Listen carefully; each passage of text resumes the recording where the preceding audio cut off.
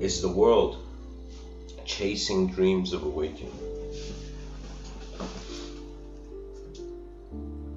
Is reality a waste of energy, or is this energy building up to something?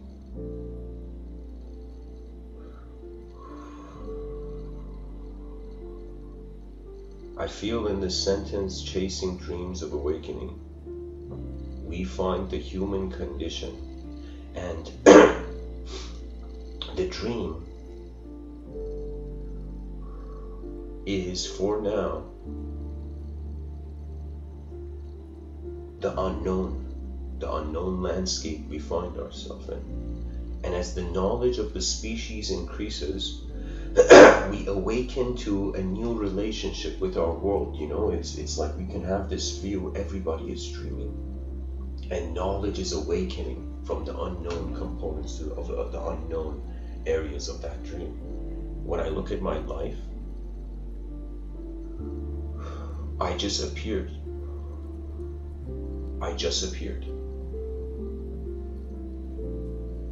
And wisdom of a mortal being says that the tension is going to disappear, the format, right?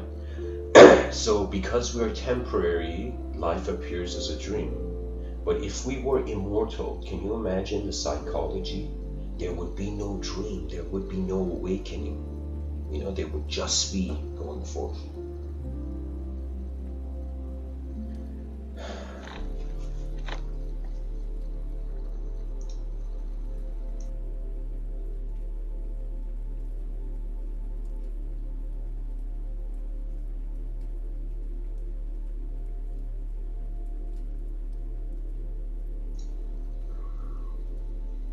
The species, and of course I'm just one guy saying this, but the species needs to wake up from language, experientially activate.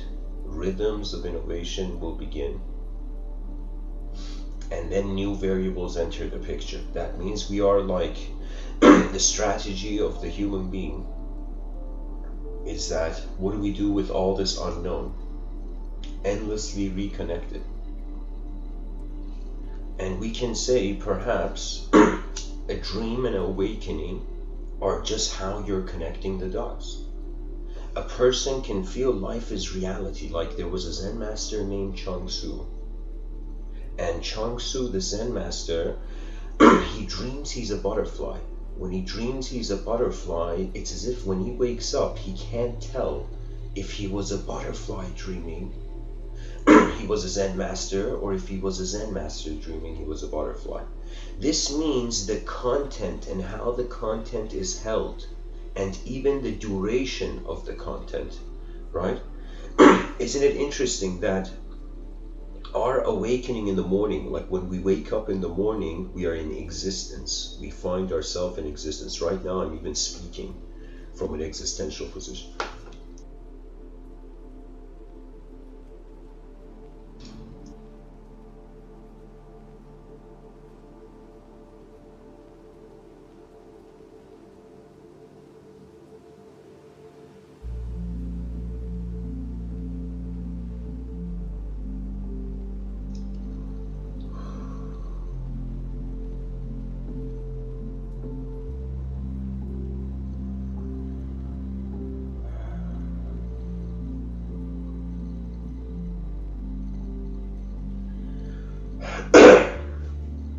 We dream,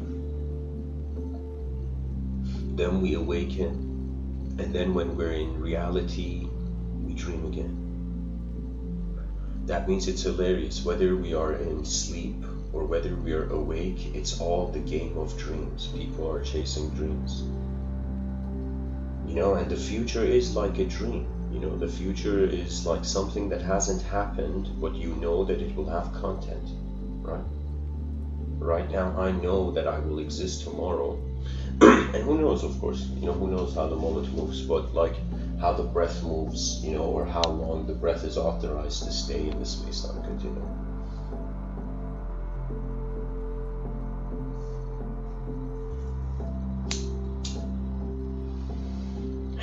An object became a dream for Changsu. He noticed that in any moment what we have awakened to can become a dream. And so really everybody has awakened. You know, the Great Awakening happened the moment the child was born. That's like one awakening. We woke up from the dream of non-existence.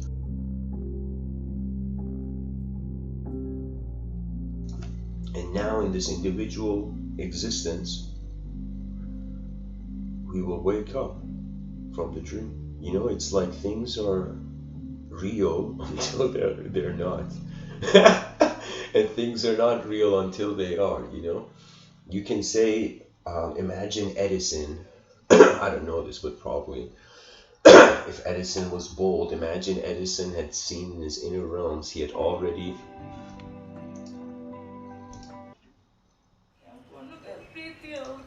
Jesus Christ. Hold on, guys, there's this ad. I open this on Chrome.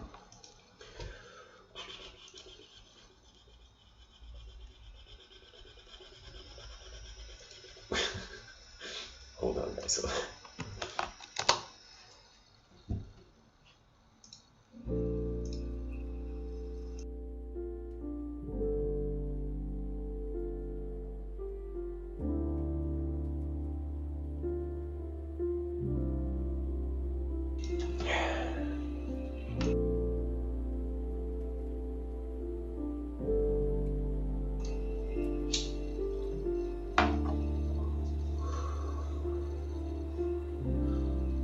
Imagine Edison went up to people and it's like, guys, I'm gonna make a miniature sun.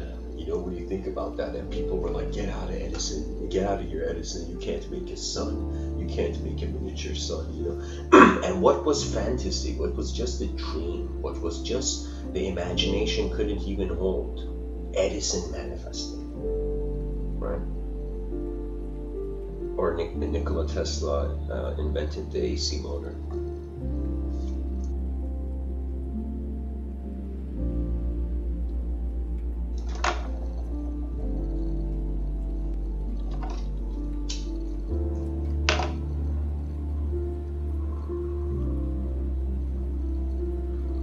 If we don't chase something in this life, what do we do? I'm like, that's a good question too.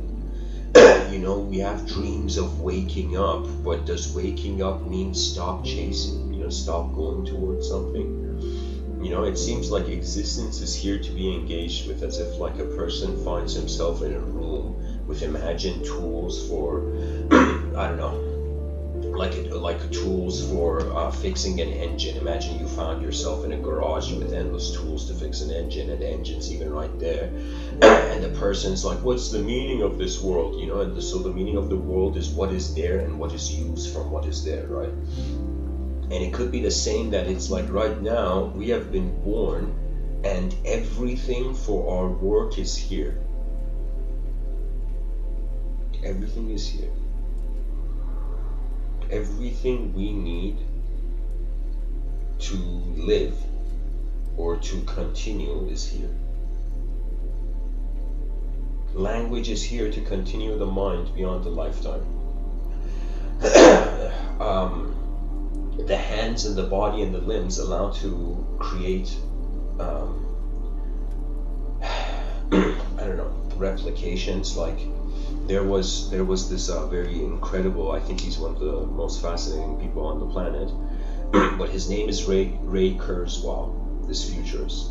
And this futurist has this strange ambition, as if like, I believe it was in some interview or some video, where it seems that like Ray Kurzweil's ambition to really advance the technology of our species was a way of trying to recommunicate with his father.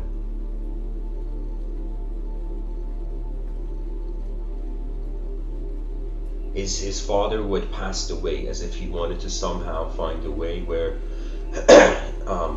it could be brought back, you know. There was something there about that, and it could be that what awakens us from the dreams that we're chasing is reality. That means, think about it this way: if you had never woken up, you would never know the dream is a dream. We wouldn't even have the concept of a dream if there was no awakening. If there was nothing else, we wouldn't know like what we are in is like there's more, you know. Let me rephrase that. Right now I have a dream to okay, let me use myself as an example. I am chasing the dream of like completing 10,000, I don't know, talks in this lifetime to see if it's possible, right? And so the outcome that I want from the moment, while being inside, while chasing the dream, it's like the outcome is the 10,000 talks, for example, and the dream to those 10,000 talks is like the journey I'm taking, where I'm like waking up and giving the talks. Because after a being comprehends themselves beyond sensory perception, different ways of working in this realm open up. So if you don't see yourself the same as yesterday, you will have access to modalities of behavior that you didn't have yesterday.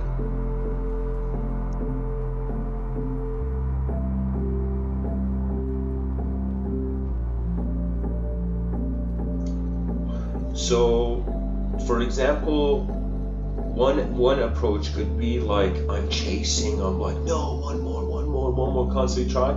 Or I can have this attitude where the 10,000 talks are completed. Sometimes, like in my inner realm, whenever there is something that's challenging or overwhelming, just anyway, any situation, right? I have to increase the stakes. What that means is, if the person is fighting like 2 people, the person has to, in their inner realm, prepare for fighting 4 people, for example.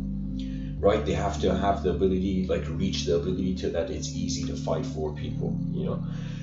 So I'm just saying that when the inner realm puts more, it actually lives up to the intensity, as if human beings are just simulating a realm, then engaging it. That means we have built our whole narrative of identity that we're human beings in a world, but the world is put into the object. And of course, this brings a view of why I keep saying inner realm and outer realm. You know, our outer world is object-based, and through sound we have noticed subjects, but the subjects are not real, right? That means people like could come and shake my hand, you know, but they can't shake the hand of the idea of Mr. Within. Do you see what I mean? As if the idea and the reality are different, and it could be that we are dreaming in an awakening. That means, look at how hilarious it is if the dream is its own dimension and the awakening is its own dimension, and they are literally dimensions. Anytime you're in the dream dimension, oh my god, what's the point of this? You know, anytime you're in the awakening dimension, you're like, I know what the point of this, what else can I dream? Right? So we have the view that dreams are bad, but for an advanced species, dreams are what you do after you awaken. So we're chasing dreams of awakening, then we're gonna chase awakenings of dreams. You know?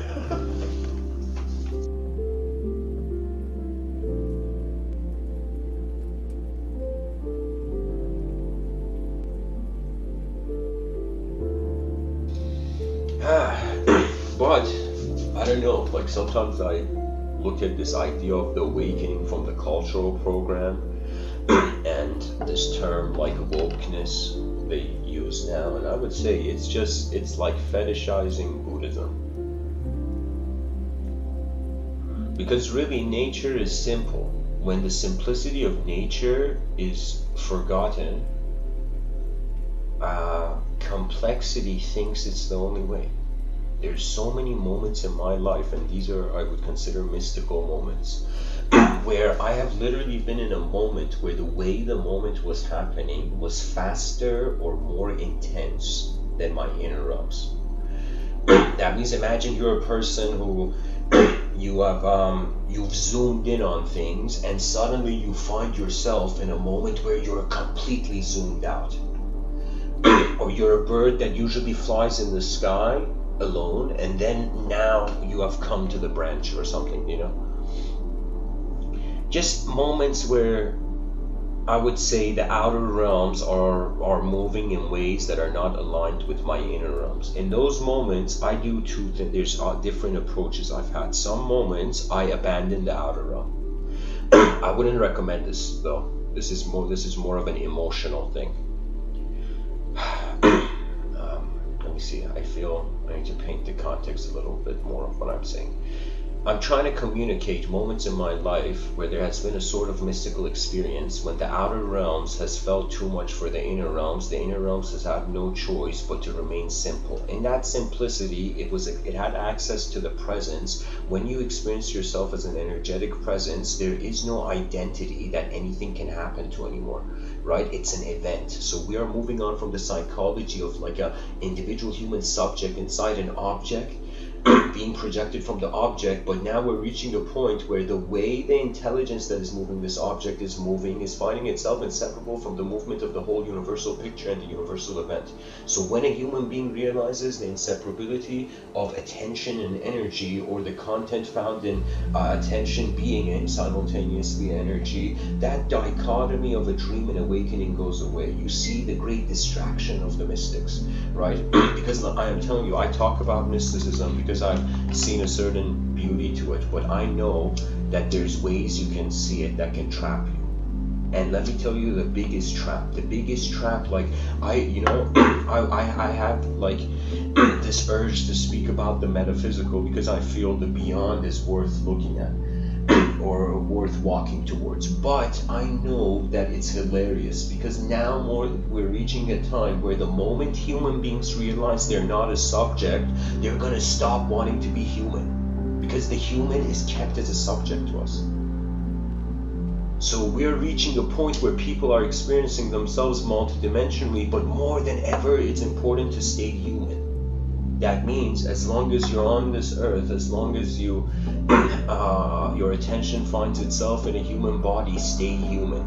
And this goes even to this echoes even in a theosophical context, where I could be speaking to someone, and just from a kind of esoteric angle, there could be other beings listening to people, right? So what that means is, like a person, we have this view, the mind is only local to the body, but the mind is not local to other minds. So it could be that right now, even as I'm speaking to you, I may not know it. To me, it's just me speaking, but it could be that simultaneously, due to the mind's non-locality, it's as if our ears don't just belong to us. They are actually the universe's ears first. This body belongs to the universe, then it belongs to whoever you like to be, whatever you like to be. And I'm telling you, nature has such a nature's power is destiny. That's the power of nature. It's not like a manipulative magic. It's not like a magic where it's like words enchant, or it's not a magic like a giant robot suit, like a giant robot and a person like being in that robot. That's kind of like magic. You know what I mean? Like, who we kidding? It's just technology is magic, but with a totally different style. It's understandable magic.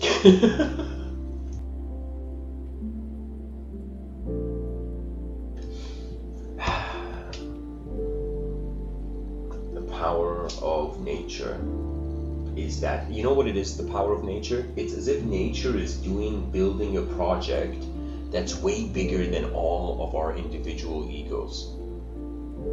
And that's why I'm saying it has the power of destiny. It's like another way of saying the turtle, like how there were some playful legends where like all of civilization was built on a giant turtle's back, and that turtle was moving. That's like the power when I say the destiny of nature. It's as if that turtle is moving, right? And those who communicate with the living earth will know way more about it than a sort of dead snapshot of it.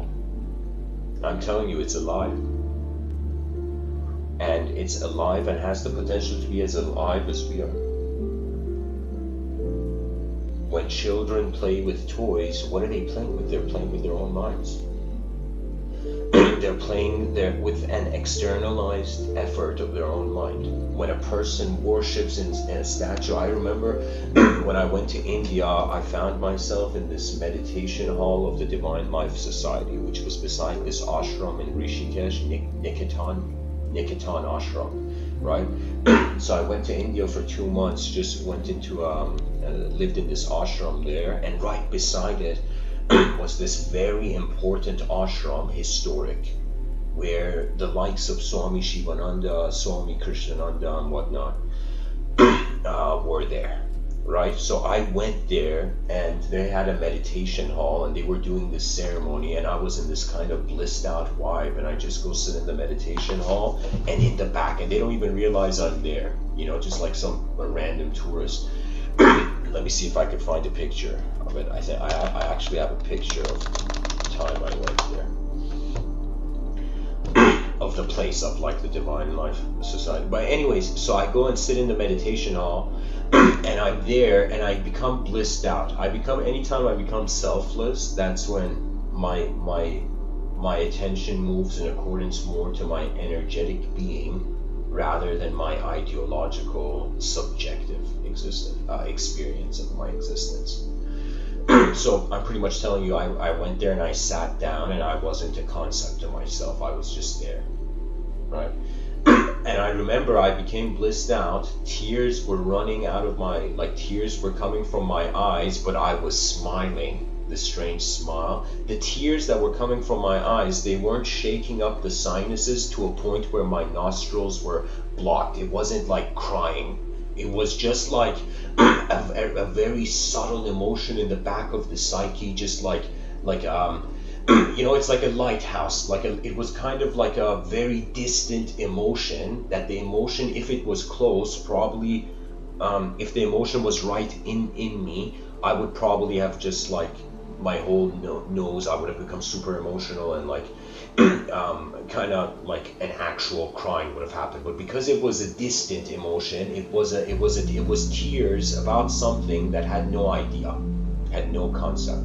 And I remember I'm sitting there, you know, with all this like like blissed out kind of like you know, moisture all over my face, you know, tears. And then I remember there were 3 people doing some sort of ceremony at the top of like it was kind of like this rectangle, and at the top of this kind of meditation hall they had a shrine, and they were doing 3 people were doing this kind of thing, like ceremony, right? They turn around and they see me, like this random guy out of nowhere, like crying and the kind of like with tears coming out of his eyes and like smiling. You know what I mean? Like this cheer, like it was strange. It was kind of like happiness. I was like crying out of like inconceivable happiness, literally. Like I couldn't conceive there was no structure to my inner realms. There was just it was as if my soul had finally put its hand on the shoulders of my mind, and my mind had felt like it was found for a moment to itself.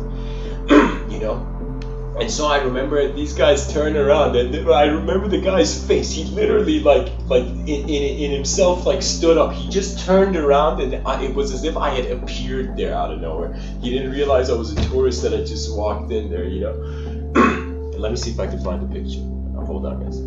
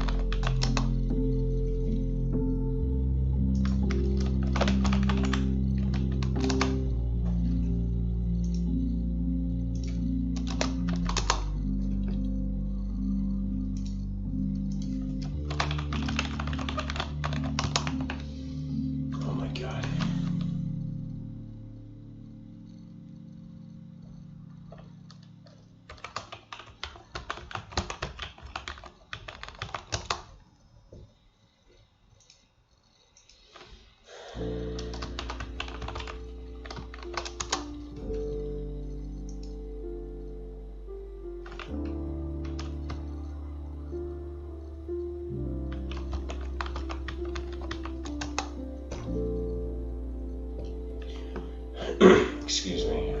Just hang in there, guys. I'm trying to find this picture.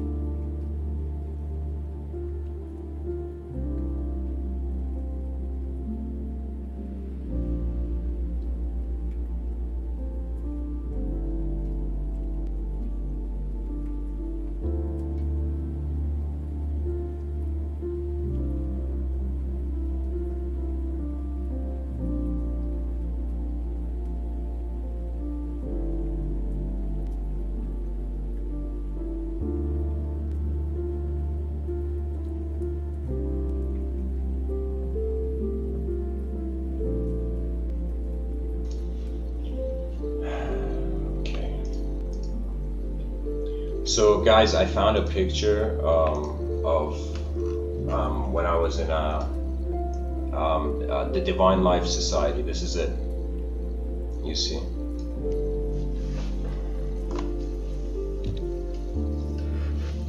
So literally to the left of these guys was the meditation hall.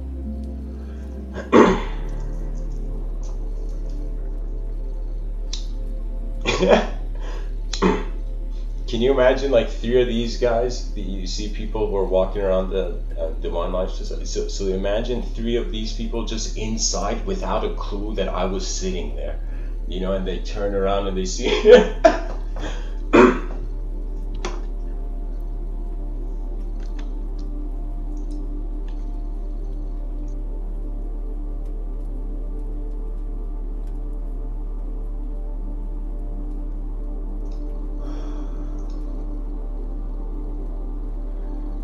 So, back to dreams of awakening. We have this concept that when a person, I'll just start from here. Let's say a person sleeps. Like in yoga, they say there's 4 states. The first 3 are conscious waking state, dream state, deep sleep. But the 4th state is a state where it is conscious and awake in all these 3. That means it doesn't matter if you wake up in the day, it doesn't matter if you're dreaming, it doesn't matter if you're in deep sleep. This 4th state, this 4th witnessing state is like an ultimatum. Those people who notice this 4th state, they only sleep like 4 hours a night or something. And the way they do it is that and of course this is one approach. I have my own view, but I'm sharing also a view I've heard from outside of my own eyes.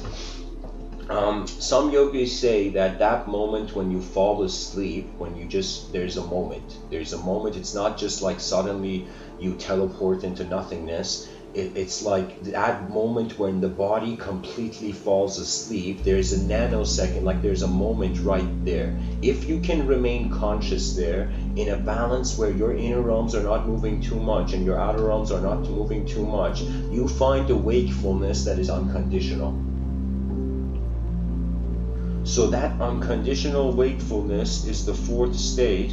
It is the state that surpasses any kind of behavior, and we can have an approach where we say that we think when we wake up in the day, we woken up and the dream has stopped. But I will tell you, dreams are happening. The mind doesn't just stop the dream because the person wakes up. The mind endlessly builds. The mind is living like 10,000 lives simultaneously, you know, so it's as if different. It's like, it's not that we had a dream, it's that we entered one of the dreams of our psyche. I remember I was 11 and I wrote an article, and it had so many typos when I read it, but I gave the first metaphor. It was the first time in my life where I felt, you know, it was my first attempt as an 11-year-old to kind of explain the mind, and I explained it as if we find ourselves in this hallway with endless doors, endless rooms, right? And we are also given a keychain with endless keys, right? And so some of these keys may open the door, but then the door may be empty. Okay, some of the keys may not even open the door, you know. And some doors, they lead to more doors. Some doors, they don't lead, they lead to a dead end, and you gotta come back the way you went in, you know.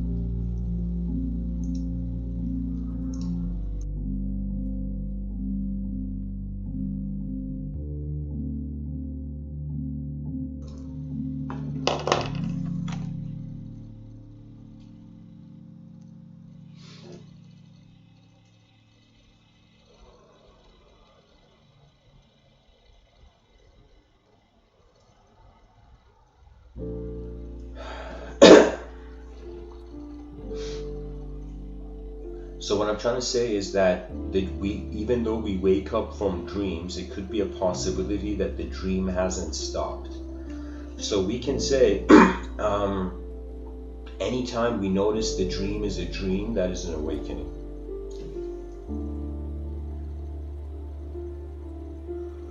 Anytime we notice that we are awake, that's like dreaming, in a way.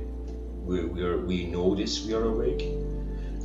And that's a strange thing, right? A dream and an awakening, the only thing that is different is that the dream world changes, but the world we find in our conscious waking state is, right? You're like the body's in the bed, the person's sleeping, but in the dream state they're climbing a mountain or something.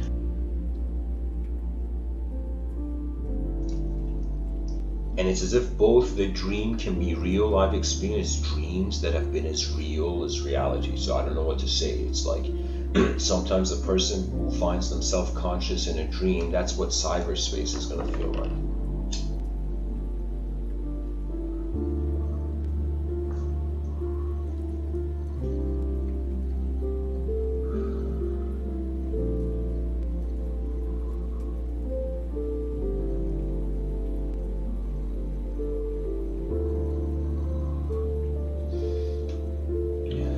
So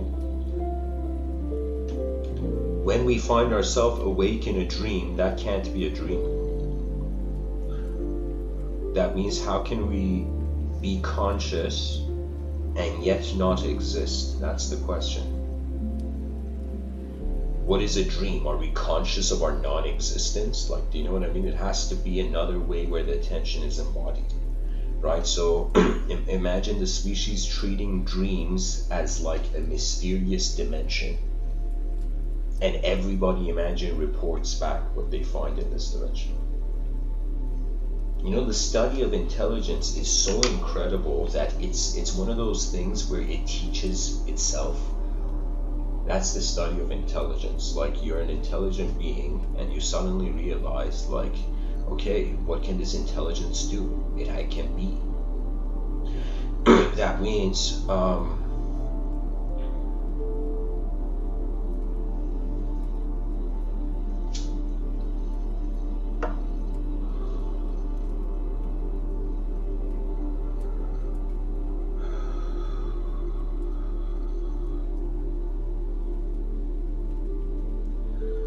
means the dream state is a reality. Dreams are a reality. They're just a reality that the attention is not rooted in. It's as if we are a multidimensional, let's say unfathomable attention, unknown attention. You know? And the only way we know it's multidimensional is because we're defining ourselves in a singular dimension.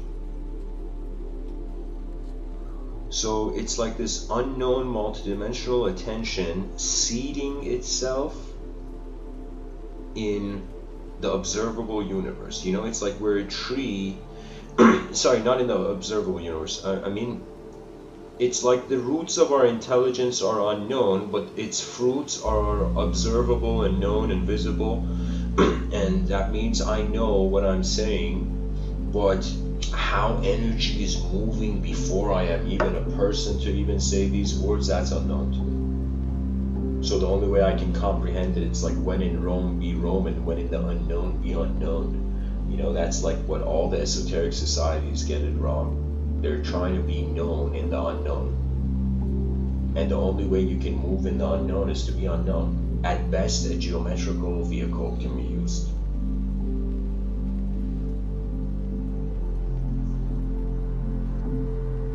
And there are some people on this planet, you know, they are driving instructors. I would consider myself as just one of the driving instructors of the inner realms. Because once you comprehend, nature comes to an unknown point. The unknown cannot be branded with any fear or love. So that's the majesty of truth when it reaches the unknown, that you can't, after some point, love or hate it. You can't like or dislike. You can't have a preference on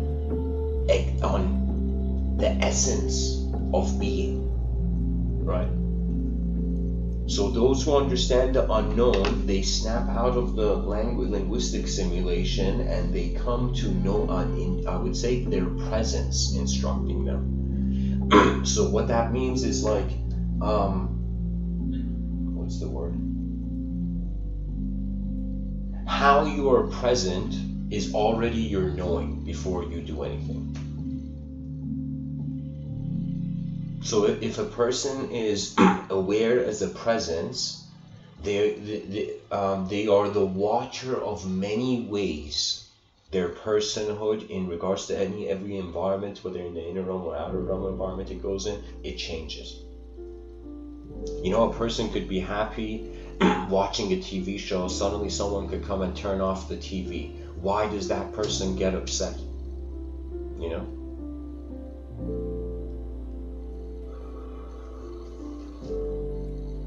And isn't existence like that? We're right now in a TV show. We're like watching our lives like a TV show, and at some point non-existence is like this TV show is going to be turned off, right? So if we all depended all our knowledge on what we were seeing on the TV screen, it's as if we won't realize that the TV screen will be turned off, and there is I don't want to say complexity, but there is mysteries, life force, right? Like we have had the capacity right now as a species to treat ourselves alive, right? But we don't treat the world alive.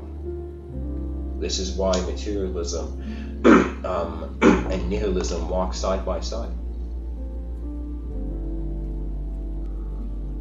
The moment you become a materialist, the moment you think about the cultural program, you become a nihilist. Because all purposes and reasoning for existence to continue, that means it's like, how do we reason how atoms move, right? That means just think about it. Think about it, if someone was purely materialistic, how dehumanized that would be. The idea of human would be woo-woo. The idea of the species would be fantasy, right? If we just wanted to care for material things. If I just wanted to care for just live a life as an object, so it would as if like forget talking, forget speech. I would just go like, you know, it would just be solo material gain. Like it would just be that, you know, because it's easy to whenever the unknown comes, to jump to the known rather than actually stare at the unknown. The biggest problem I feel our species has with the linguistic simulation is that anytime we come to the unknown, we either want to run away from it, we either want to fight it or resist it, or we want to brand it. It's as if very few, I would say poetically, souls can just stay in the unknown as the unknown. Very few. Most people need to have some game. The psychology requires some game to play. And it gets intense. Let me tell you why. Like, this is the dangers of dehumanization for the future generations. I'll give you an example, something I experienced. How would I say? This danger of dehumanization,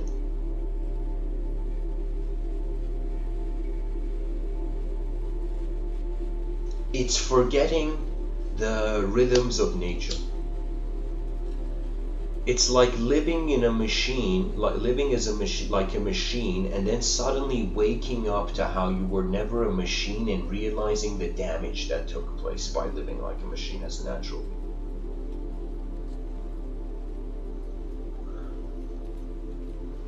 For me, the biggest challenge, especially when it comes to talking about metaphysics, is that I gotta keep piloting back down into the human framework. Anytime I go beyond the human framework, then it goes to the language threshold. When I go beyond the language threshold, because it goes beyond human framework, there's nothing that can be said. So human work can dehumanize. I would say there's different types. Like a person, let's say, who hates their job, they're gonna become dehumanized. Their job's gonna, like, if I was to use the wording of the Abrahamic traditions, it would be that the person's work would make them into a demon, right? Because when you hate something for a while, you have to express it. Like, that's the nature of human beings. Whatever environment you're in, you're absorbing it like a sponge, and then the sponge, after it absorbs, it's like it's gonna be pressed and all the expression's gonna come out, right? So for me, what we think even is knowledge or communication, it's just reception, expression, reception.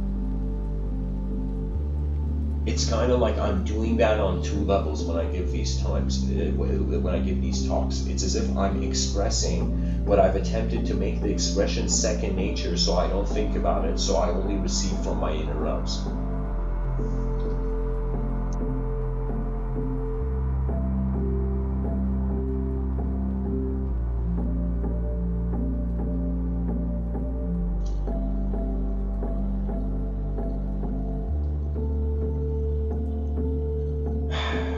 And I don't know, we have to get angry when we stop being human, when we take steps into not being human. That's the biggest thing. That's the shield of this psychology of this multidimensional being. If like, let me tell you, it doesn't matter if it's an alien invasion or if it's like some ideological system going around making people not be human, right?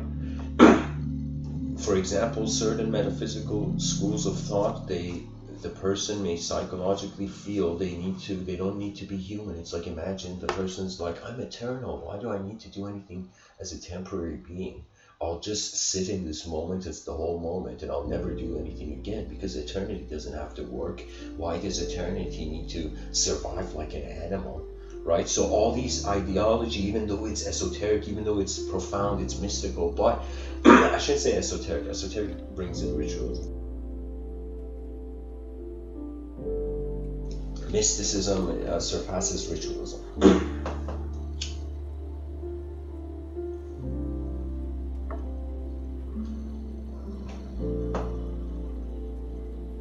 It's like freeing yourself from every idea that the species will ever know.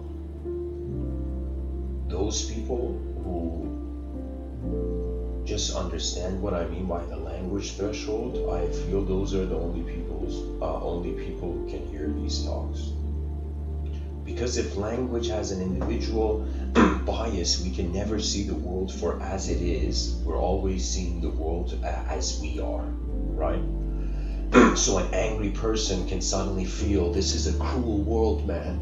You know, you have to be angry. Like, you can justify being angry. You can justify anything, to be honest. If you look at anything long enough, the person's intelligence will eventually, like a Tetris game, layer so many dimensions of, let's say, subjective novel noticings that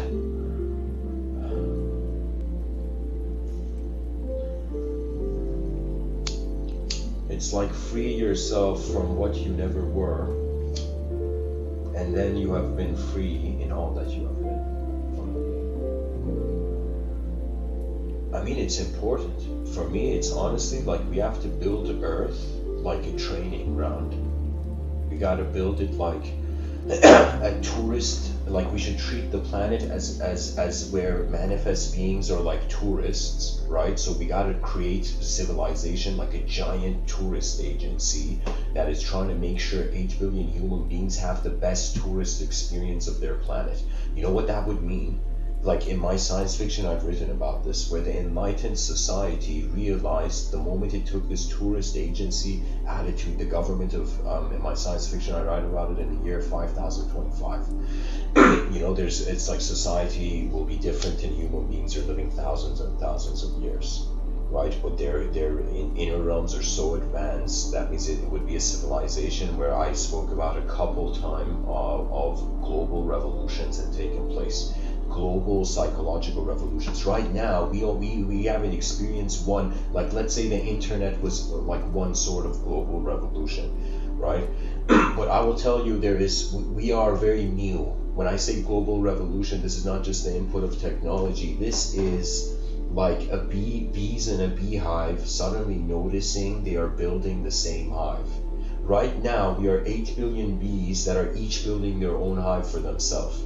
Right? But if we can somehow integrate this, where the bees start building a multi-dimensional beehive, right? The bee has access to its dimension, right? We are a way more complex creature. Our beehive is going to be very, very multi-dimensional. Imagine in the future, we've reached a point where our species has conquered fear.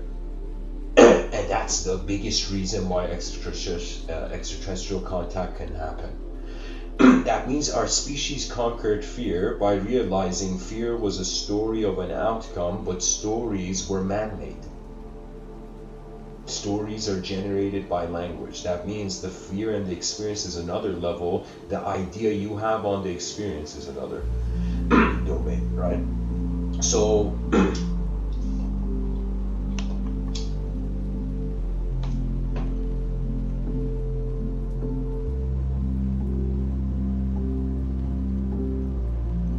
attention deserves the highest quality, and that is true. That means think as if you are right now a person with a giant ego. The option is, it's like now in society we don't need medium level egos anymore. Mediocre egos, it's like banish it, like let them evaporate. Let me tell you why. Either be a person with an extremely big ego, or be a person who had never had an ego from the beginning. Let me tell you why. The extremes in the inner realm snaps out the inner realm to the outer realm. So you can say someone who's just, let's say, an egotistical person, let me tell you what the whole thing is. They are just taking psychological value. That's the thing, right?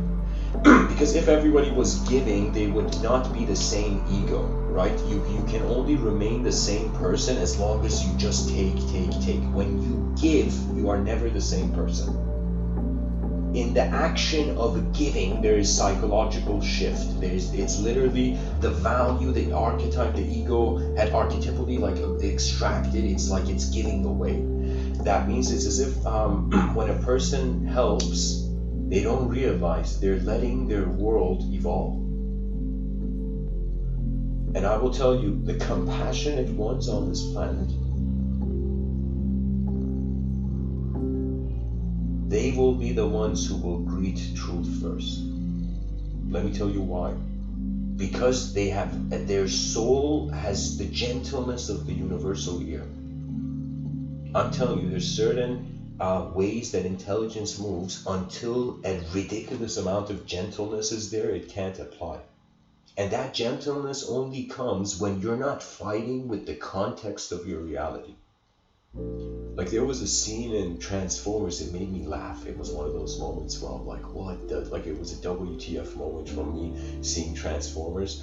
It was like at the end of one of the movies where Optimus Prime, this guy who's been like, this character who's been like the avatar of justice and decency and great leadership, at the end of the show is going to go kill his creators. You know, he's going to go find like the alien species that created his species to go defeat them, right? And I'm like, what a waste of time, you know.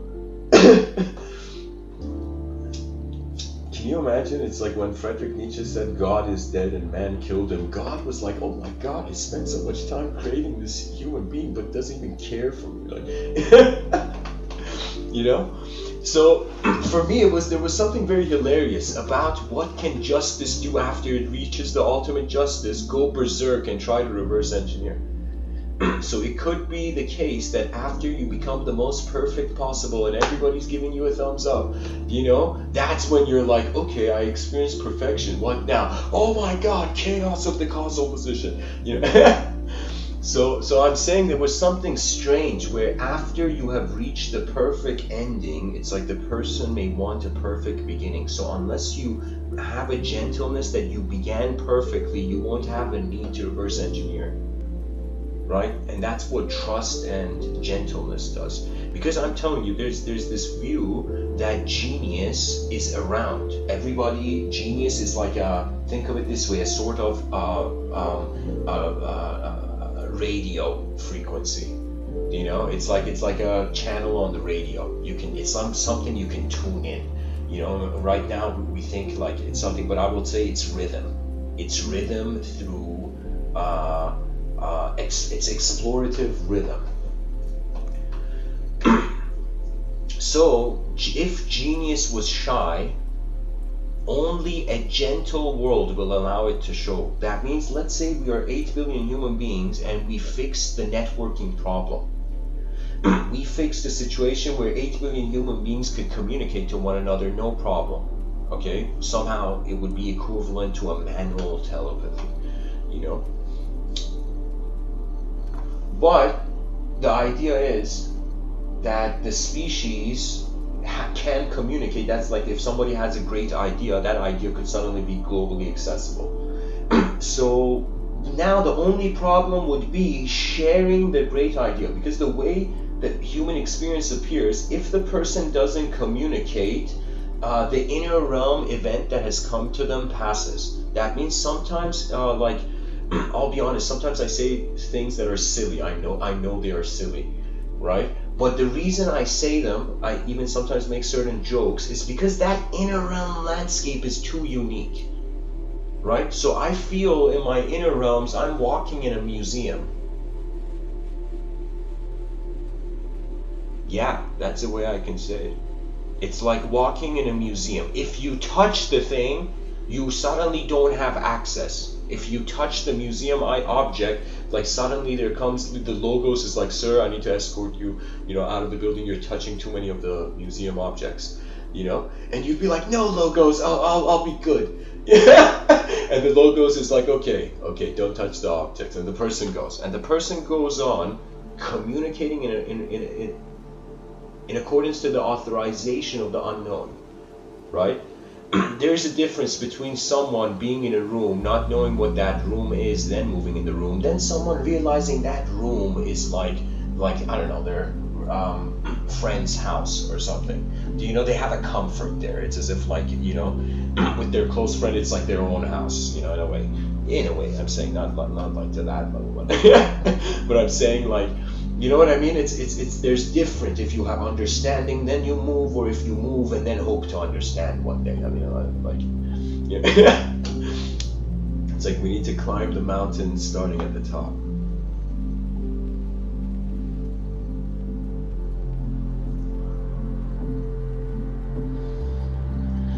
And there is no one way, you know, it's not like that there's one approach. I mean, truth is like a garden. Every plant is happening in its own way. No, it's not that all the plants have to be the same plant. It's not like the dandelions, like, yeah, you know, being a dandelion is the only truth, you know, and all the flowers have to become dandelions. It's like, no, the main objective is be the natural creature you are, live a natural life. In this natural life, if you have found an ability to see beyond, as if like it doesn't, it's all dependent on your inner realms, but like if you have found contentment with the self and you have truly noticed the observable self, then the unobservable self comes naturally. You don't have to even seek metaphysics, spirituality. You just have to look at what you know. And the moment you notice the unknown, you honestly know that you become honest with what you really don't know. Then the linguistic simulation, the inner realms, like savageness goes away. That means it's as if so many people are looking for a truth, but all that it was like, be honest and you're being it. Right? It's not like the story, the species reacted to language, right? It actually reacted to emptiness and through language, right? It's as if like a creature opening its eyes. Oh my God, I'm in the middle of nowhere. Okay, let me tell a story to myself. Yeah, okay, this is gonna be my history. This is gonna be my... And that storification is like a bunker in the void. And only when you're content with the void, you get to see how the void moves into knowledge.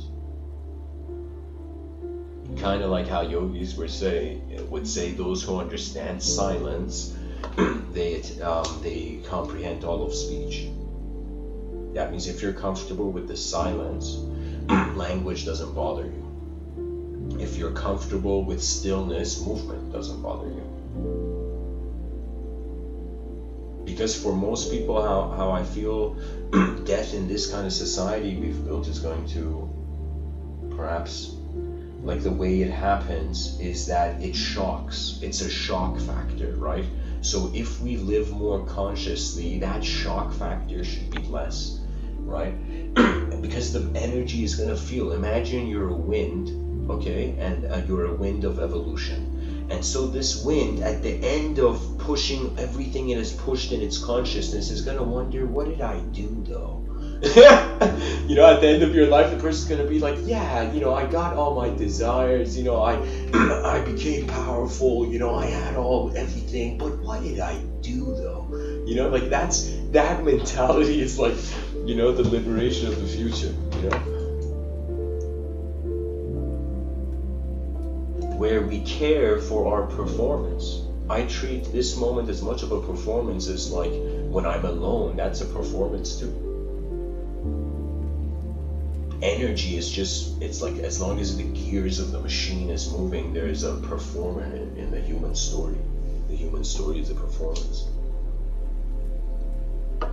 And you see this, right? You see, for example, in like celebrities and media, for example, in Western culture in Hollywood, some of these celebrities suddenly wake up, right? Like it's as if the person is an actor, and as an actor, what is your job? You're being different egos. You're pretty much a person so comfortable with yourself that you can become someone else, you know? And method actors who you say, I would say method actors are like, they're like an ancient breed, you know? Because it's as if the more solid the sense of self. Think of it this way. Imagine identity and psychology was like, in a scientific way, we look at it through 3 states, like how a substance can be, right? So it's as if when the particles that make up, let's say we look at water, okay? Let's go to H2O.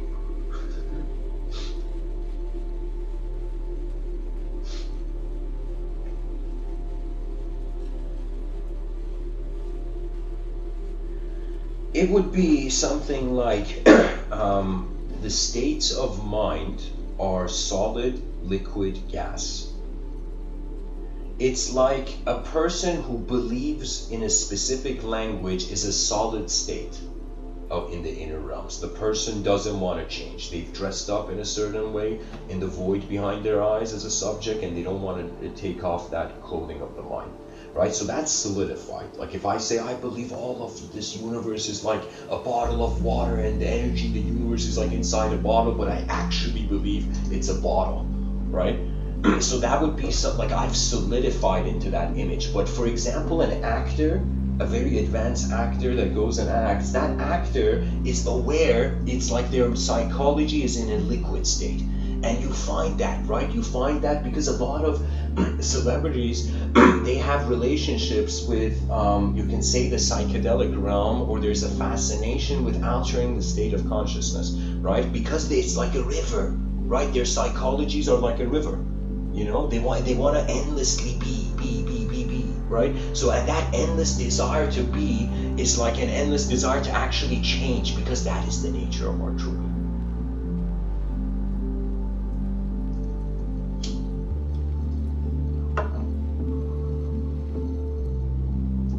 Because we're changing beings, change is normal.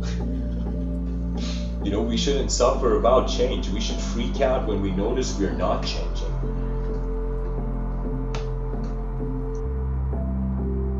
So the actor, psychologically, and what is it happening even on a substance level, right? The particles are, the temperature is rising, and the particles are vibrating and they're moving more.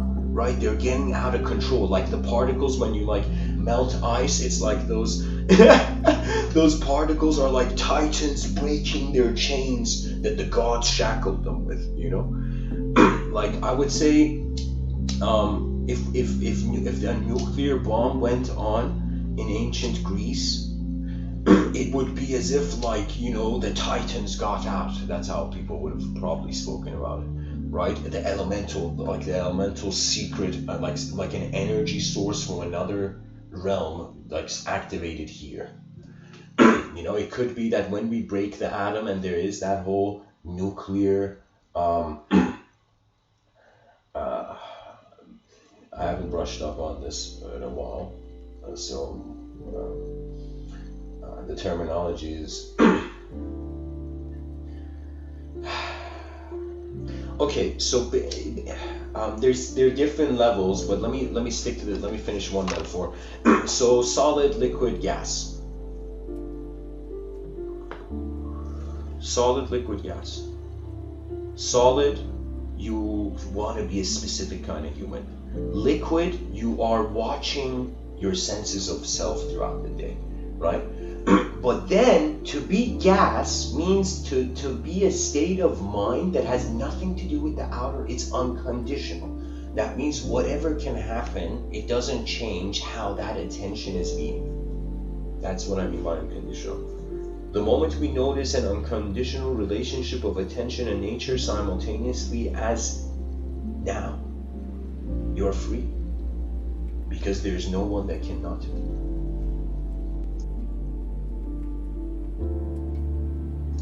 So anyways, the state of mind has gone to gas, like the person doesn't have an ego anymore. They're non-dual. So those people who are non-dual, they're piloting like their psychologies in the gas state. It's a choice. But you know, being human is like being closer to a solid, not solid, it's like our minds are like rivers, our bodies are like drops.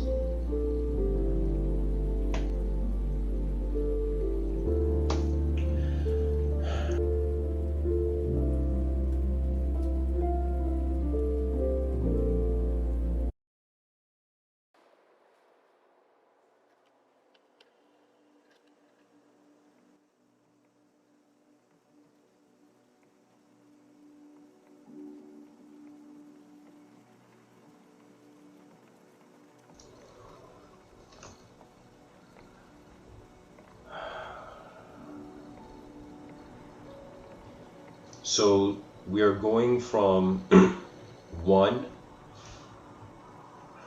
to 2. The mind is dual. The mind is occurring in 2 dimensions. The body is occurring as 1 dimension. The object and subject are like, the inner realms and outer realms are like 2 eyes that see the same. The same is the existence.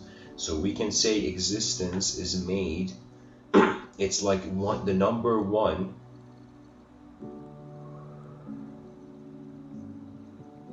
It's like, in order to truly see a number 1, we need to see 0 and 2. That means, what it means, okay, gosh. Words find me.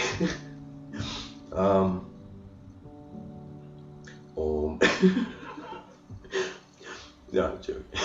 The body, like what can the body do? The body can just act. Like body, the only thing, the person can look at their biology and be like, keep going. But when the person looks at their mind, they can communicate to their mind.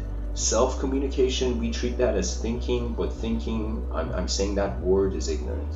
That word is old school now. That word is, a new patch has come. The new patch on this would be to notice your inner realms. That's it. We are between worlds. Yet we are trying to be just one person, and we're trying to have success in one dimension.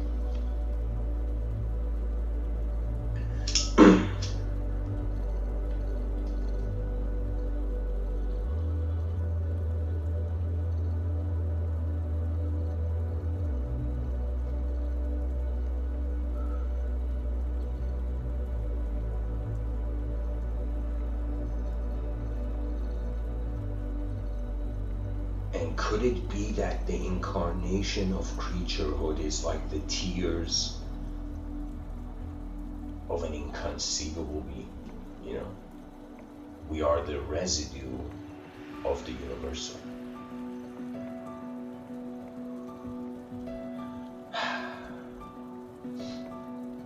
You know, I feel I can pilot further now. I've talked about language so much, I feel now I can surpass that limit. So let's say the inner realms are actualized. Let's say every person who they speak to one another, they notice that they have different inner realms, even though we're in the same outer realm. So then a new wave of trying to explore our inner realms occurs. That means a strategy. There has been many people in history who have implemented, who have shared strategies, but the newest strategy would be everyone finding out what they harbor that the species doesn't. That means it's as if we are all the secret abilities of the species. You know, every person is a suggestion of how able the human being is. As if, imagine we reached a point where it doesn't matter if you're a hooligan, you know, or it doesn't matter if you're a holy man, you know. Doesn't matter if you're holy or a hooligan, you know. The idea is that if there is something to share that has never been shared before,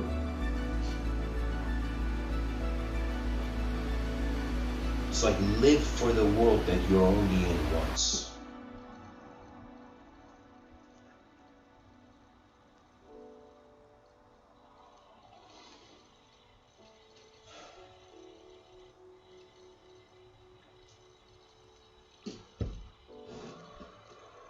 In my inner realms, aside from observing myself moving geometrically, I have managed to move like how my body is. That means it's like, imagine closing your eyes in your inner realms, suddenly seeing a house. But that house, you didn't have to think of it. That it was like it arose to the mind.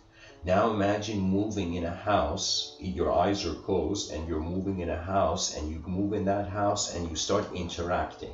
Now imagine you start living. So it could be the case that those beings who go into samadhi, like the yogis, they are actually living in their minds. It's not that they are outside of the dimension. You know, it's not per se that they are. It could be, I mean, it goes beyond language, of course, but it could be that the mind has recorded enough glimpses. Like if a person just lives one day of life, that could be enough for the inner realms to simulate a world from. We gotta treat the imagery we see just like how people memorize the alphabet, they learn the alphabet. We gotta realize like it's all image. So there's an alphabet of image that person's response, like the unknown viewer is responding to the known landscape, and I don't know, then the content is found. I'm just saying you can experience yourself non-dualistically. When you experience yourself non-dualistically in, I don't know, spiritualist terms, it's as if you remember your oversoul. So when you remember your oversoul, you are not alone. When you realize you're not alone, it doesn't mean you are with things, but it means intelligence is not alone. The human being can be, but intelligence is not alone.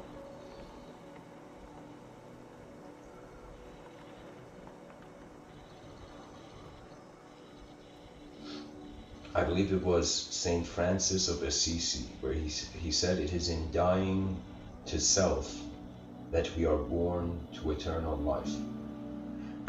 And that self is how the world wasn't what we were seeing.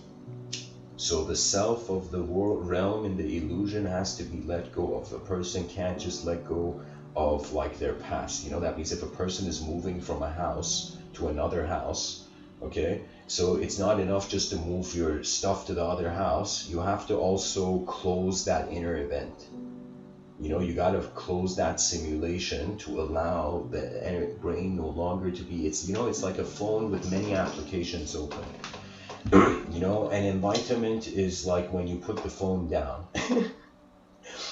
But most people, they're just trying to manage the applications of intelligence, right? Where like a way intelligence is applying itself. So much of the world is beyond language. That language is geometry, because that's the portal to image, right? Like for me, a concept is interesting to understand, but sometimes I found myself staring at things and being like, what does color mean? Like that was a shocking moment, right? It took me a while to just accept color, right? When I say accept color, I mean like just how a color is an idea. Do you know what I mean? I'm not talking about like the cultural program. I'm talking about literally like the color red, the color green, the color blue. I'm like, what? These are just there? And how remarkable it is. What happens to our eyes? We see what is not there, and that's how the color appears. So for me, existence is on a whole other level, right? It's as if what the sociologist was too timid, too shy to explore, the scientist had.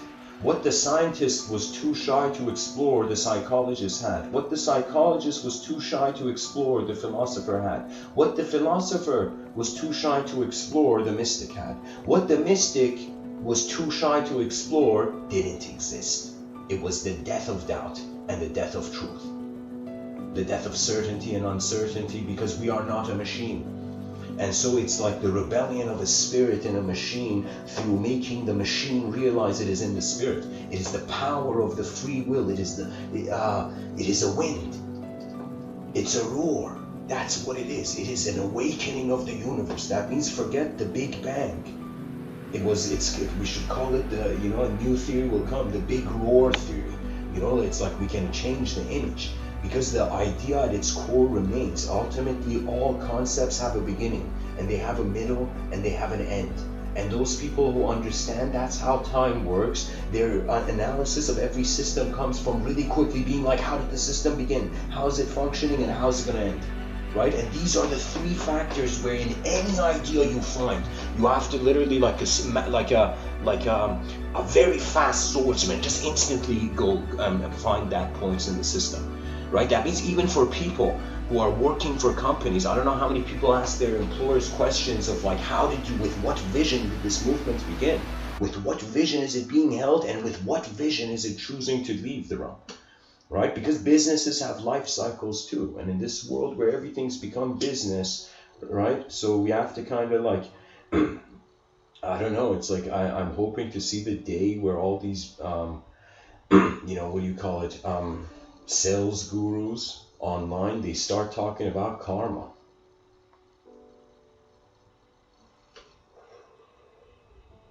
Because a person can get anything with force, but the inner realms, you can't take it by force. The inner realms deep down, they can't not abide by what they are, right? So what your nature is, you abide by it. But your nature is not your ideological programming, but it could be a way you're using your ideological programming. That could be your nature. Because our sense of self is based on our view on the world. If our view on the world expands, how could we be the same sense of self?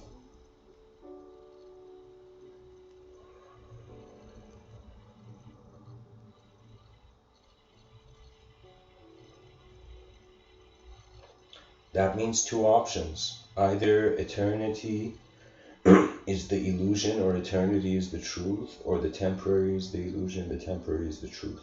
Imagine we built a civilization that could harbor these 4 types of human beings. So we have the temporary, the eternal, and then we have truth and the illusion.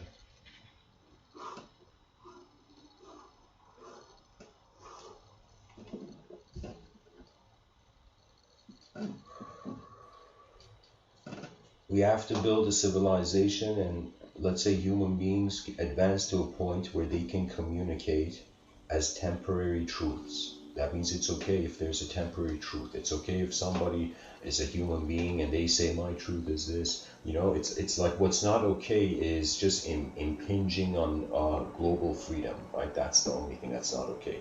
Everything else, if the person is smart enough, should be okay. You know, and well, what I mean by this is like systems and behaviors that are not taking. Right now, there is way more taking psychology than giving psychology. But imagine if in a parallel universe it was the reverse. Can you imagine how quick civilization would advance if everybody was okay to give? Because we had surpassed an elemental desire. Like, what is it? A group of cells in a complex way want to hold a bunch of,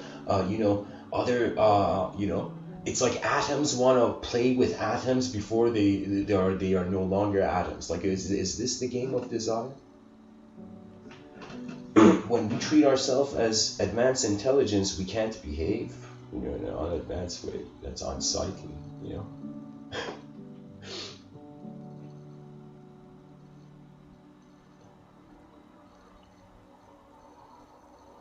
And we should even have this concept that the eyes can roar. That's how justice arises. When the eyes roar, that means some part of the human being says the simple should be allowed. Why is it not? And then there is endless reasons to rebel against complexity. And there's ways where you can even tackle that complexity by going on to its level. I would call this, I wouldn't say this is an ability, but it's a technique I have used in many moments of my life, right? It's kind of like, it's like an inspiration from Aikido mixed with a mirror. What that means is, let's say somebody comes and is super angry, right? Super angry and intense, right? Or somebody does something chaotic. Now the person can mirror that. When I say mirror that, this means the person just looks at what the other side inputted in the moment, and they input the same level. Not more, not less. That's kind of like a sort of, it's like beating a dragon by putting a giant mirror and the dragon freaking out on its own reflection it's never seen. So it's like when anger suddenly finds a mirror, because the soul of the person there harbors a decency for continuity, it breaks, right? So it's like, it's even okay, let me make it very esoteric here. Even in the psychology of possession, right? This idea that in the Abrahamic traditions it was there, but it is much more ancient. For example, in Shintoism, this Japanese school of thought, where they felt that every material phenomena, it was close to a sort of panpsychist view, but way more differently animated. And so it's this view that every material phenomena, every object is a vessel for a highway of souls. And in a sense that no one has been an individual, that we have been moments of animation or extraction from rivers, as if like we are a two-dimensional film and there's a three-dimensional film. And so it's like we think that the personality and all of this is from this two-dimensional film, not realizing we are evoking it, and that's the power of the free will. The moment it steps into the room, there is a self that can move a world.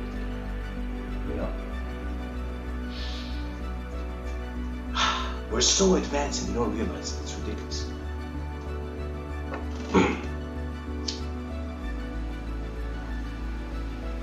It's like two eternal beings were having a conversation. It's like, remember that time?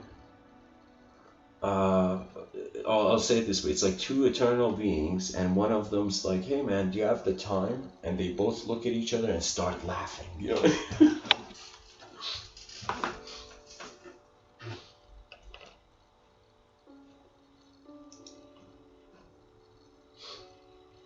for eternal beings, it's not what time is it, you know.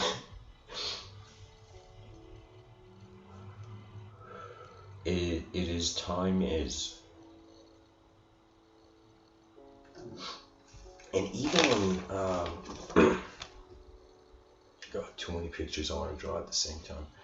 Okay, let me go back to this idea of why I brought up Shintoism.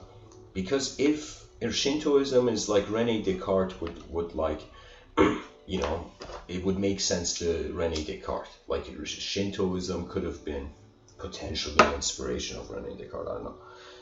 But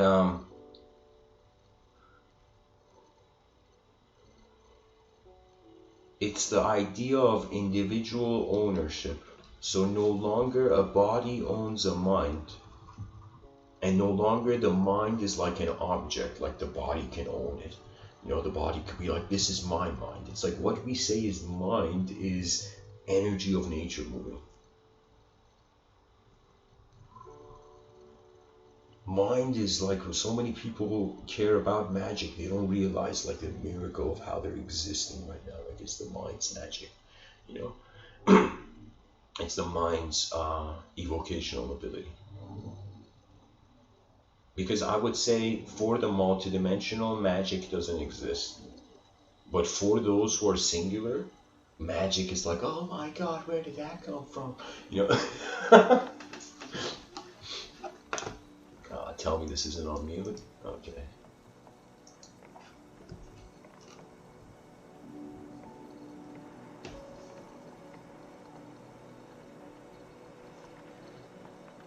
So we're chasing, I don't know, I'll take it here. We're chasing dreams, which are a world inside a world. We're chasing language, inattention in the void. So void language is in our attention and we're chasing it, and we're trying to wake up from language. Isn't it hilarious? Where it's like a person put a box on their head and they're like, oh my god, why am I suffering? You know? And it's like, it takes like Kabir, this enlightened yogi, he said, they asked him how long does it take to get enlightened? He said half of an instant. Then Kabir shouted as one of his disciples, and he said, student, you know, tell me, what is God? You know, and the student's like freaking out, like with the intensity, and the student says, God is the breath inside the breath. And then there is just the silent contentment of the moment, you see, because if we are trying to interact with something that is beyond human, we cannot just communicate as a human. And the moment we notice an intelligence that moves beyond the human framework, any human being who gets a dehumanized glimpse of their own being, what tends to happen is that it's like a square that has realized like another plane going to the third dimensional, as if a square was living its whole life with horizontal truth, but suddenly it noticed another square which was standing vertically, and this square was not alone.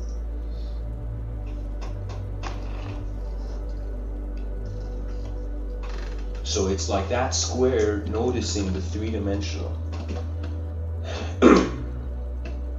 So I would say there is 6 parallel dimensions of Earth holding 1 parallel dimension of the third. It's like 6 2D planes make a 3-dimensional cube. So I would say it's kind of like for a square. I mean, human beings, we're not squares, but I'm saying like if we could implement the same kind of algorithm to the human being, it's like the square, 6 parallel senses. That means if we were squares, like in Square Town, imagine, it would mean that there is 6 parallel lives happening, and they're happening in 2s, and they are happening in 2s in dimension. You know what that means? That means there's a parallel Earth where there's 2 Earths. It's like 2.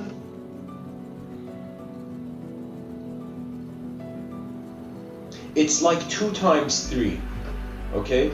It's like there is 3 dualistic dimensions that have infused. That means 3 yin-yang symbols have infused to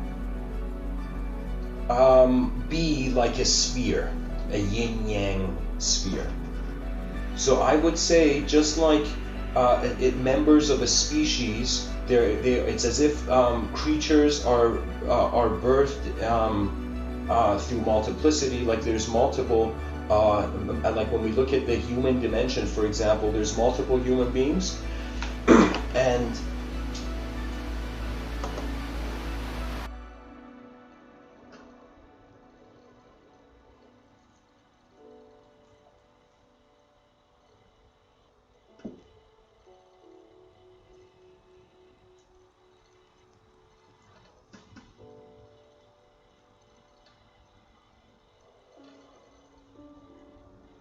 just like there's many human beings, it could be the case that there's many Earths.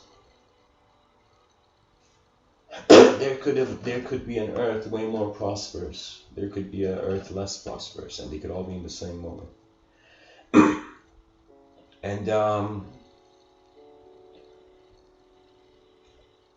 And something I guess I can say is that I'm using the square as an example, guys.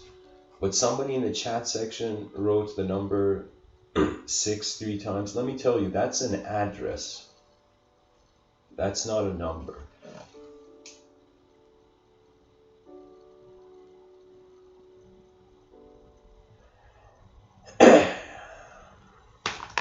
Anyways, it's kind of like six planes make a cube. 6 cubes make the next thing, and 6 of that next thing make the finale. For those people interested in where duality comes from. Ideologically, I mean, the human being is like, we're literally like, the magic is happening behind our eyes, you know? It's like we look at an object and it suddenly has a name. You know, it's like, what magic is this, that this object has been suddenly transformed into a coffee cup in my, you know?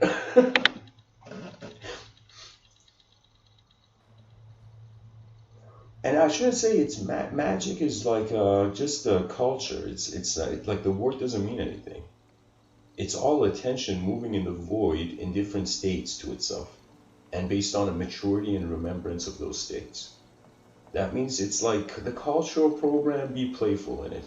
In language, use this technology playfully. I'm telling you, that's the best way to use it. If you take it too seriously, you dehumanize. So if you really try to be language, it doesn't matter. Let's say whatever religion, whatever ideology, it doesn't matter if you are like, what was that thing called? The Dungeons and Dragons thing. It doesn't matter if you are like in a Dungeons and Dragons kind of group or something, or you're inside like some sort of like religious group or whatever group. It's kind of like when you notice more, you can't be the same. So the beliefs have changed.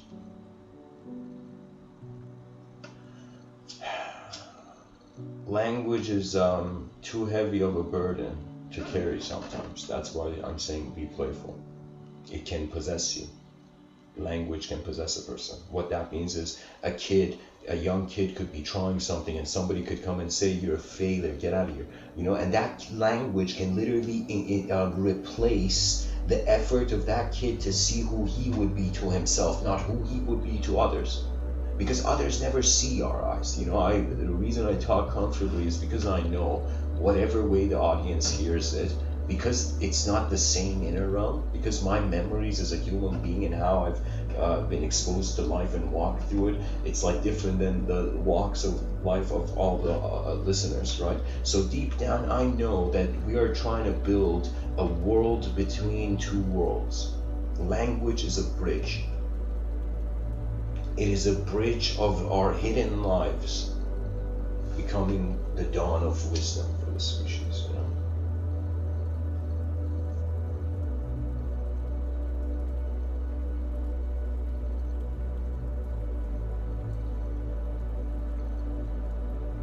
And can you imagine the day where the word death no longer makes sense.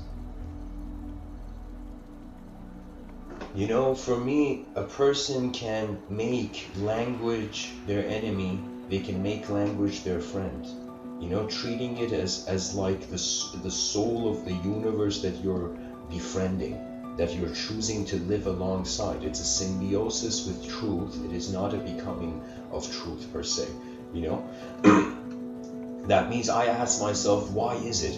Why is it that kindness has been treated with cruelty in the realm? Is it just because we're still animals, or is there something else? Is there like an interdimensional interference? Like what is it about psychology? Because, you know, a person can be evil, right? But why doesn't that evil people just go in nature and fight, like fist fight, like lions in nature? Why is that person in the human society being dangerous, for example, right? Because if a person really wanted to be an animal, if it was only to the animal, go and be like Tarzan, right? Go like hold the lion's jaw open for fun, right? But to be violent in human civilization, there is something else there. And I was thinking for the longest time, what is it? Then I looked at my own feelings of like, where does my hate come from? And I realized my hate comes from me hating how I couldn't have been something else in my past. So if people free themselves from the past, hatred stops. If people care for the future, love begins. And then the advanced civilization, like a phoenix opening its eyes, you know.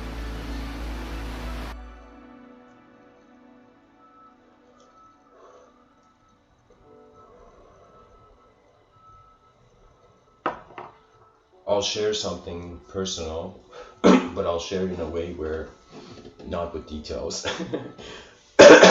specific details, but I'll share it.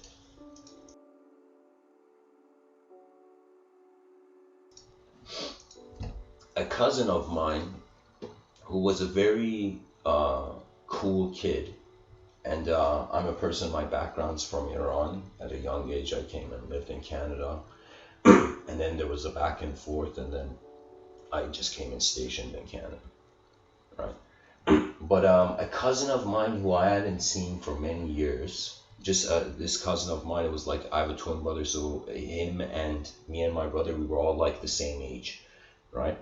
So as kids, we would play and whatnot, and he called and we were having a discussion, and he had gone into a situation where he had a problem with his parents because of his psychology, and he would party a lot. He would party to a point where his parents are like, you've become addicted to social behavior more than just your looking at your own life or something. And so what happened was he was talking, and his family was religious, like Islamic, Shia Islam, you know, and his whole life he had been like a religious person. Suddenly it's like he called me at a point where he had been kicked out, you know, and to a point where he stopped saying, he said something about Satan, and how he went again, like it was as if his counter response to what he didn't like justified his ideology. And I had like an hour conversation with him, explaining to him, hey man, you want to worship Satan, just realize the idea of it comes from God. Do you know that means it's like the idea of it, it's the will of God, but it's the will of God in retaliation to itself, you know. So it was reaching a point where I was like, man, it felt like my cousin had a box on his head. He took that box off and put another box on his head, right? And I was kind of like trying to unbox him, you know, by asking him, because the way is, Galileo says, you can never teach anyone anything. You can make it realize it within. What does that mean? That means the only thing that any teaching mindset can do is only ask a question.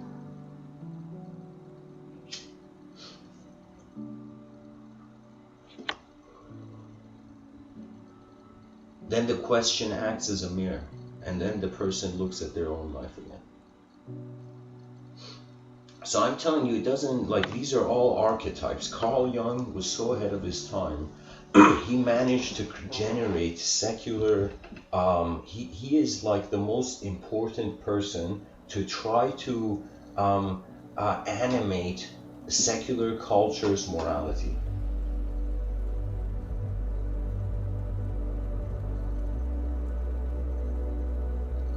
people don't realize how important Carl Jung's work was in this plane.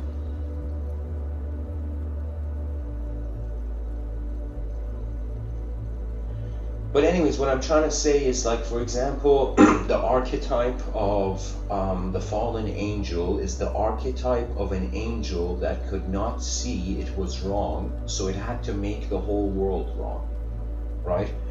So there's this one angle, but then there's also this other angle that it was the only thing that accompanied man. It was the only thing that also fell with man, right? So from a loneliness vision, the story could be nice, but from a from a view of what is going on here, any moment a person cannot accept that they are wrong, and subconsciously they have to make the world wrong, they become a devil. And it doesn't matter if it could be, for example, ideological systems. An ideological system could come and talk about God, but you see its behavior in the cultural program is like a devil, right? A person can come and say, I'm an angel, but then what do we see in the outer realms, right? So these are archetypes. These are authorizations for psychological behavior in accordance to a sub-level of landscape in the moment, you know? That means the person who sees angels, imagine, like, we don't see it now, but imagine at the time of battle, did it make sense to be superstitious? Imagine you were like in ancient Greece, or you were like, I don't know, at the time of the Vikings about to go into battle or whatever, right? So in a time of battle, superstition makes sense. As if, why not the gods be on my side? Why not the angels guide me? Why not, you know, celestial lines lead my way? You know, like the superstition animates the force in the outer realms, right? Because what we call superstition is also the mind's doing. So when we call a phenomenon generated by our mind as an illusion, we are declaring an activity of the mind as an illusion. Right? And that has been the secular error, that it has exiled its own unknown by retaliating to it, by just responding to a 6th century. That means I feel that atheism could have tainted secularism. But culture needs to grow. Many voices will be heard. And many people will watch from the silence.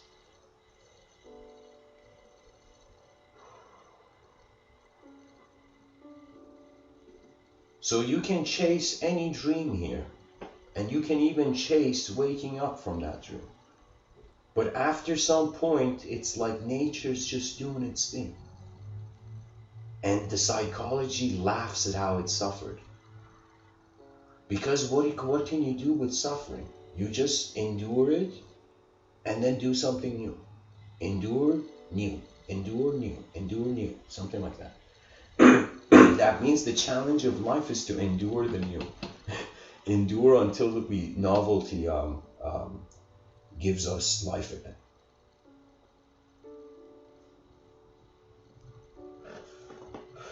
I want to read a poem by Khalil Gibran, from Khalil Gibran.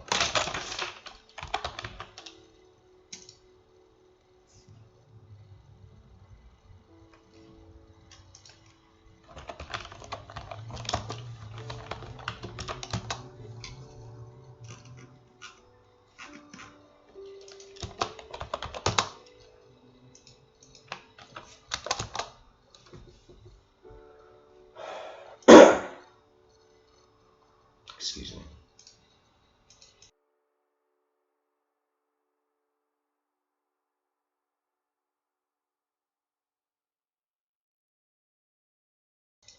Okay, I'm just going to go into a quote tunnel, poem tunnel of Khalil Gibran. So just read a few things from him.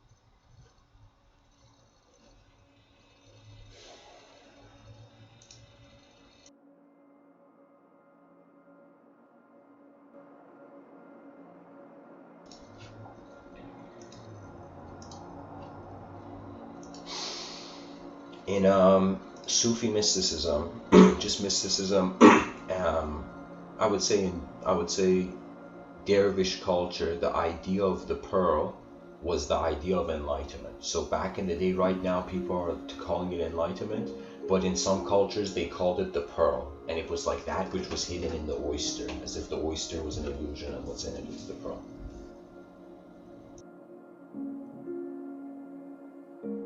So Khalil Gibran, this poem is called The Pearl. Now I don't know what he intends to say in it, but it's as if he's giving the pearl in this poem. And it's a story. Khalil Gibran says, said one oyster to a neighboring oyster,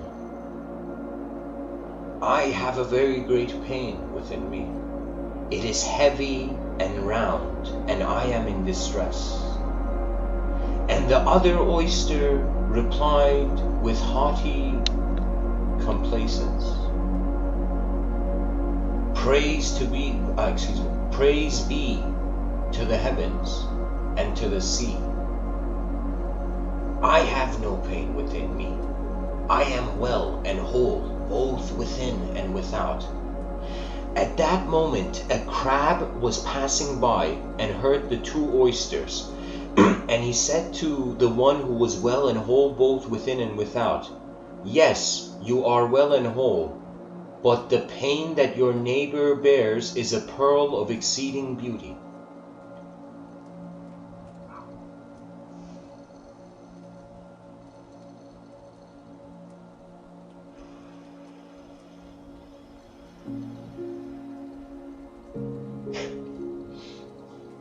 That means it's like the one oyster was saying, I'm suffering.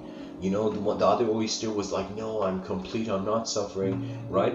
But then the crab is like, it is true. He's saying this to this oyster that isn't suffering. He says, yes, you know, it is true, you're well and whole, but what that thing that's causing pain in your neighbor, in the other oyster, is another pearl. That means it's as if like the crab is like win-win, guys, and then the crab's like dipping, you know.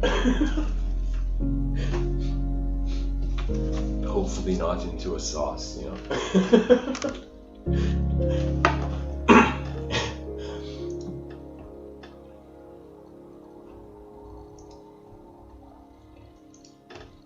Khalil Gibran has this poem. He says, let these be your desires.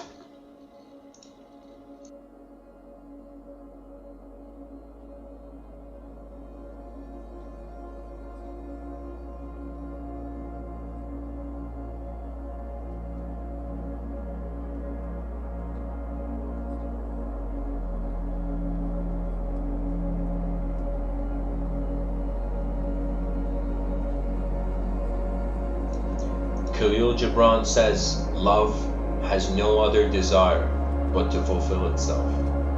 But if your love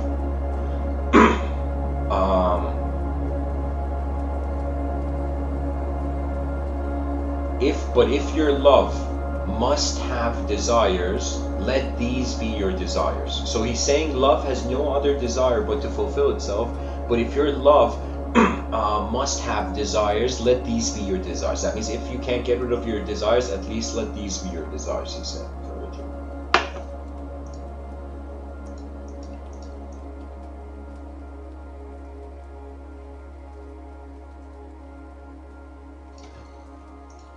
To melt and be like a running brook that sings its melody to the night. To know the pain of too much tenderness. To be wounded by your own understanding of love, and to bleed willingly and joyfully, to wake at dawn with a winged heart, and give thanks for another day of loving. Okay, this is.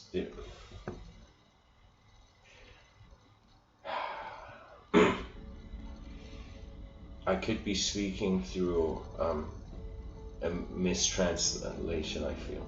Like an incomplete translation. But I'll read it anyways, whatever. He says, and to bleed willingly and joyfully, to wake at dawn with a winged heart, and give thanks for another day of loving, to rest at the noon hour and meditate love's ecstasy, to return home eventide with gratitude, and then to sleep with a prayer for the beloved in your heart and a song of praise upon your lips. Yeah, I know. Sorry guys, this poem is wasn't a proper poem to read. Okay. Oh, there we go, I think.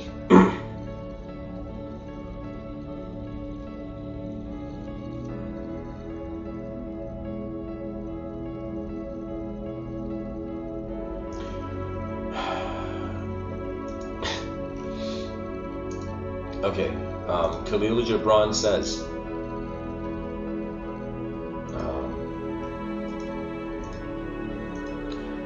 in a poem, Upon the Sand.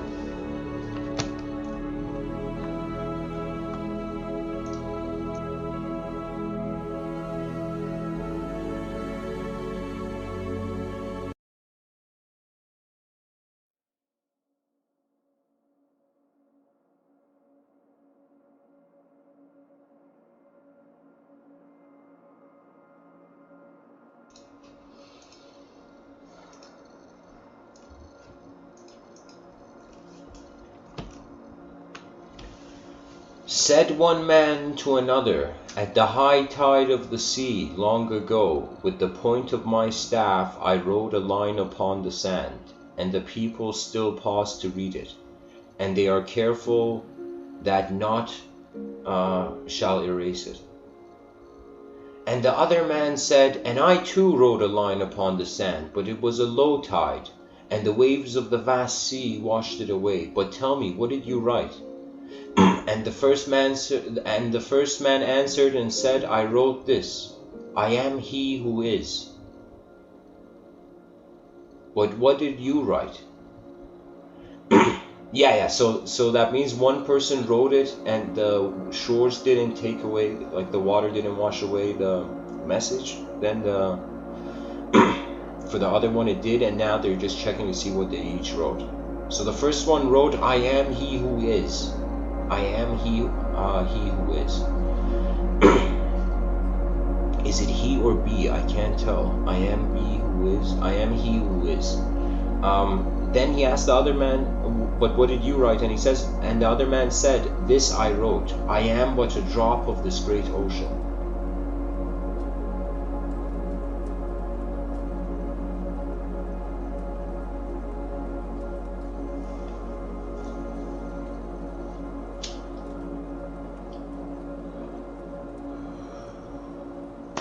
These talks and all human life, this is all part of the great nature of the world.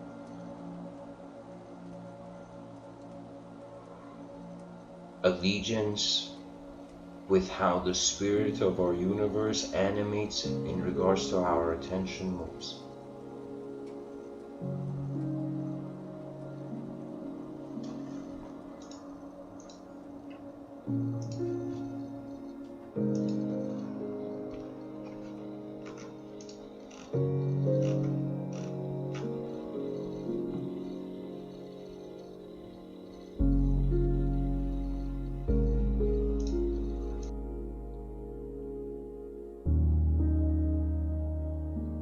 Khalil Gibran says, advance and never halt, for advancing is perfection. Advance and do not fear the thorns in the path, for they draw only corrupt blood. Khalil Gibran says, one day you will ask me which is more important, my life or yours. I will say mine, and you will walk away not knowing that you are my life. Wow. Khalil Gibran on love. He says, when love beckons to you, follow him, though his ways are hard and steep, and when his wings enfold you, yield to him, though the sword hidden. He's talking about truth, guys, God, I think. He says, when love beckons to you, follow him, though his ways are hard and steep, and when his wings enfold you, yield to him, though the sword hidden among his pinions may wound you. And when he speaks to you, believe in him, though his voice may shatter your dreams, as the north wind lays waste the garden. For even as love crowns you, so shall he crucify you. Even as he is for your growth, so is he for your pruning. He's talking about the nature of reality when you notice. Even as he ascends to your height and caresses your what is the word here? Even as he ascends to your height and caresses your tenderest branches that quiver in the sun, so shall he descend to your roots and shake them in their clinging to the earth. Like sheaves of corn, he gathers you unto himself, he threshes you. Oh my god, it's too long.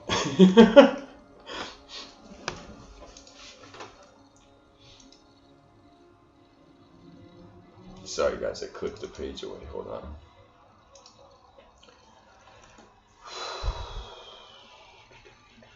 Okay, I know the perfect song.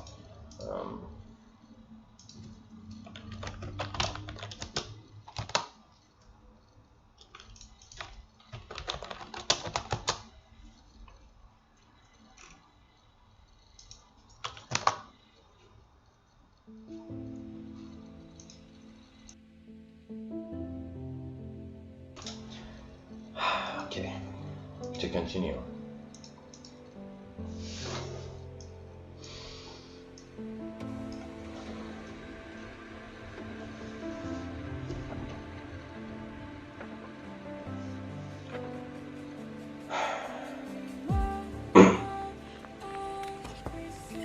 Like sheaves of corn, he gathers you unto himself. He threshes you to make you naked. He sifts you to free you from your husks. He grinds you to the whiteness. He kneads you until you're pliant. And then he assigns you to a sacred fire that you may become sacred bread for God's sacred feast.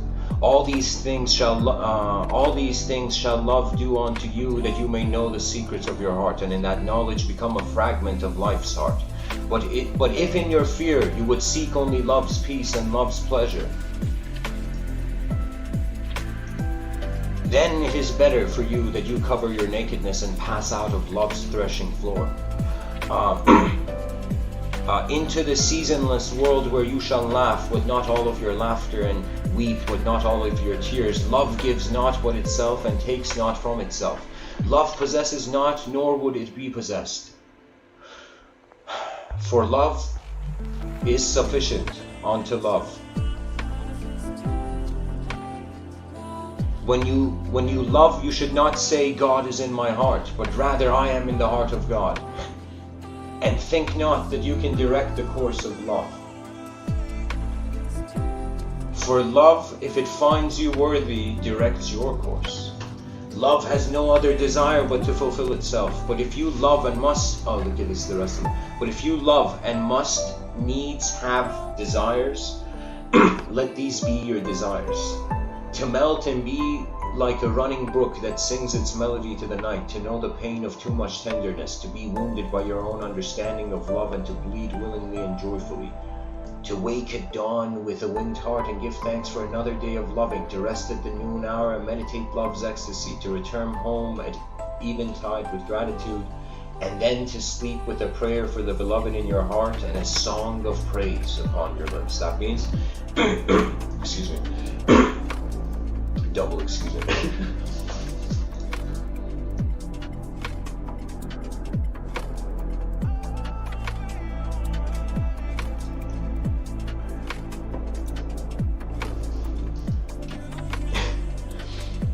Pretty much Khalil Gibran is saying that I feel the experiential presence of this reality. Okay, this song's too much.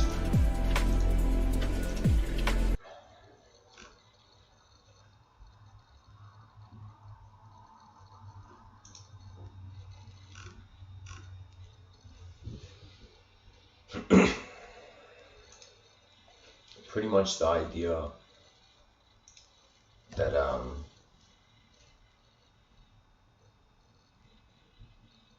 when we are getting ready to sleep,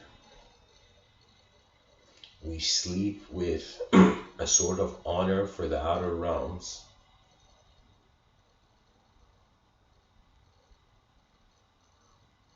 And just, it's like, I don't know, it's like decent honor.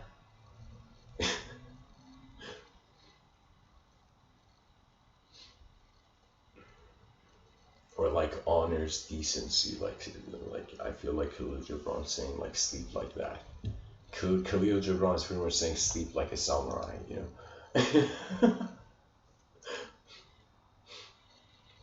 Anyways, guys, I hope this episode was helpful, and thanks for listening. And you can chase anything in life, but whenever you understand something, it's like it's like a candle chasing like different like moving around in a dark room. But if it turns on the light, you can see everything at once. You know, and that's truly the kindness beyond the veil. That kindness is a reflection of our own nature. It's like the energy. It's like what we input is what we get, right? So if the person inputs like a fear, in the inner realms, they find themselves in a world to be feared, like in a world where they're afraid of things, right? So the attention is very important. So anyways, guys, thanks for listening. Namaste.